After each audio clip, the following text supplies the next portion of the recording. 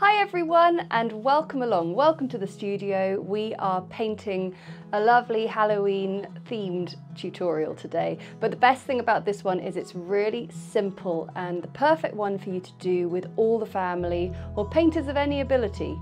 So here it is. It is a haunted house on a hill. It's kind of cool, and there are some nifty little tricks with some watercolor techniques that make it look just so lovely and glowing and eerie, and it's a really fun one to be able to adapt to however you want to design your haunted house. So grab your paints and let's get started. So much of Halloween craft and art happens in school holidays, at least in the UK at half term, and so it's a really good idea to try and make some art that's going to be fun for all the family. So we're going to take some cadmium yellow and just do that down the page. I've got a mop brush here and it allows me to create some really large expansive washes very quickly and with not too much fuss. The only thing is it does take up a lot of paint on it, so you have to really sort of clean it off to get all that colour off. And then I'm going to take some Payne's Grey. Got some moon glow here, maybe some purple, and we're going to start to create a dark atmospheric sky just around the edge. So you can see I'm just swirling this in, and that's all quite sort of pale and translucent. I'm now going to get some stronger, more concentrated Payne's Grey there. But the nice thing is it's going to dry lighter, because we're going to do a nice silhouette over the front of this, but we still want to get just a little bit of the moodiness over the top. So that's going to be pretty spot on for what we need. The yellow is going to be both the glow in the windows of our haunted house, but also just this sort of atmospheric glow coming from it that we'll see in the night sky. So we're going to let that dry 100%, and then we're going to paint our silhouette over the top. So look how that has dried and lightened and softened and changed, but what's really cool is the yellow remains, and the reason that's been a really successful wash is because we had the consistencies of all our paints at a similar wetness and thickness, and that's a really good tip for when you're mixing colours in your palette before you put them on the page. If you're putting two colours together that would potentially create a bit of a chaotic bleed and blend, having them both the similar wetness and consistency is really going to help you. Now this had to be 100% dry for me to do the next bit. So I'm going to begin with a size 0 brush, and I've got some nice concentrated but quite smooth, I'd say like quite a milk to cream consistency of ivory black, and I'm going to paint in a shape that's sort of two tapered lines like this, and this is going to be the bottom floor, the entrance hall to my house. And what I'm going to do is I'm going to do a front door and 2 windows. Now it's all sort of a little bit on that kind of slightly cartoonish angle, everything sort of getting a bit bigger and wider as it goes upwards, and that's just sort of part of the style, isn't it? And now I'm using a size 2 brush to fill it in, and what we're getting, and I'm just going to go over the top like that, what we're getting here is an amazing little silhouette of the door, front door and windows, and then it's just good to get a slightly larger brush to fill in these gaps. Don't worry about detail on the doors and windows just yet, we can do that in a bit, but at the moment we're building our house, aren't we? I just think it's a bit easier to do the structure bit with your smaller brush. Now I'm going to give it a bit of a roof sort of coming out,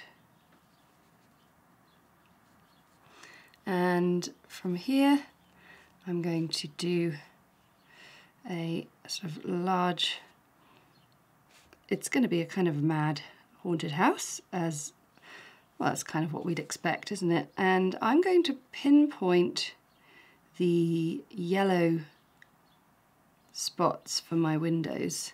And why not do windows of different shapes? Different shapes and sizes like that. As your house shapes get smaller, you might find that you want to use your smaller brush to colour them in, but you might be feeling confident, so you could always get your size 2 brush for this bit. So I'm just building my way up, and I think we'll do one last little sort of toppling tower, and one big pointy roof.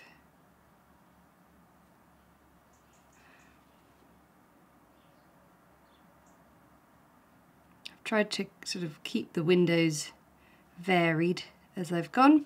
So I'm just going to colour all of that in, and then we can start to add some fun details on the windows, a bit of extra on the house, in the silhouette, and also how are we going to ground this piece?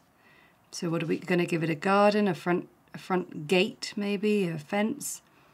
Lots of things you can do, but of course all with a bit of a spooky vibe.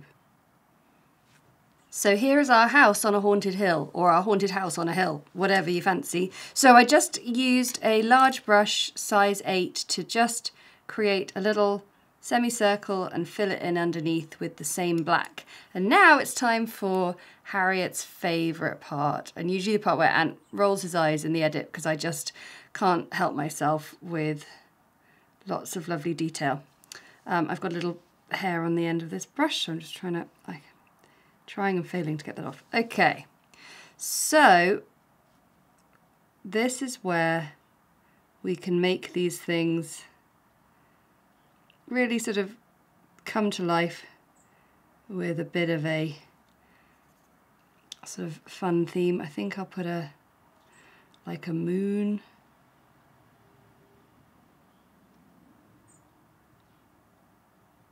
on the weather vane there.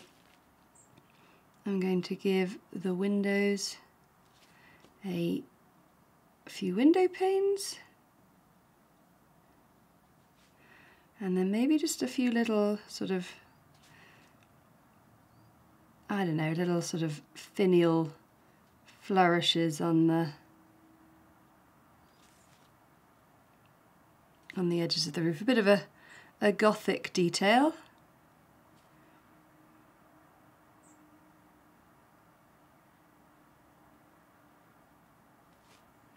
And then you could make your windows do all sorts of things if you wanted. Maybe a bit of a crisscross window pane.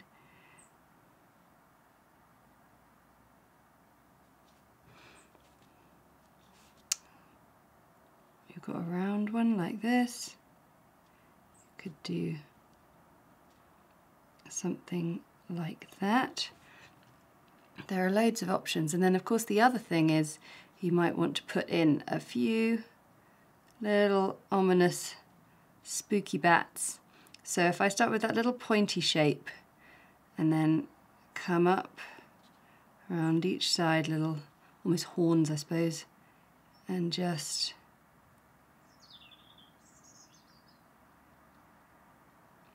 almost like you're doing a holly leaf, spike it out. So out, spike, little spike. And of course you could do much smaller ones.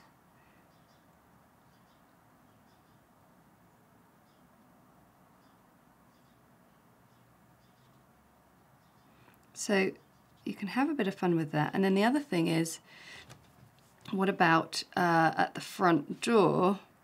So usually the front door would be in silhouette too, wouldn't it? Because it would be closed. But maybe, I don't know, maybe we could do it like a bit of a sort of stylized silhouette.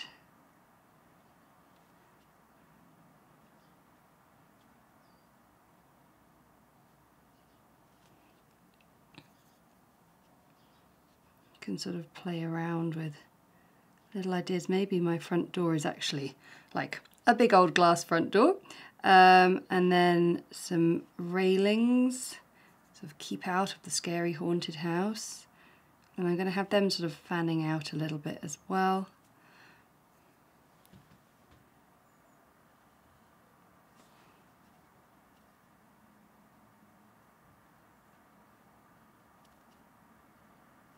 So have some fun with it.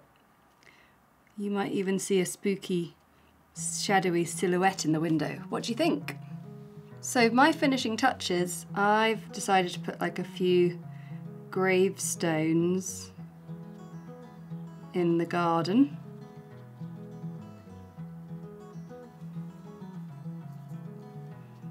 And everything's got that kind of slightly warped feel with everything, instead of going straight up, just sort of fanning out.